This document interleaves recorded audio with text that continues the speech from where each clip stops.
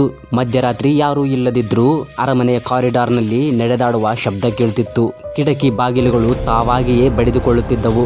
ಒಂದು ದಿನ ರಾತ್ರಿ ರಾಜಲಿಂಗರಾಜೇಂದ್ರನು ಗಾಢ ನಿದ್ದೆಯಲ್ಲಿರುವಾಗ ಮೈಜುಮ್ಮೆನ್ನಿಸುವ ಕಿರುಚಾಟ ಅವನನ್ನು ಎಚ್ಚರಗೊಳಿಸಿತ್ತು.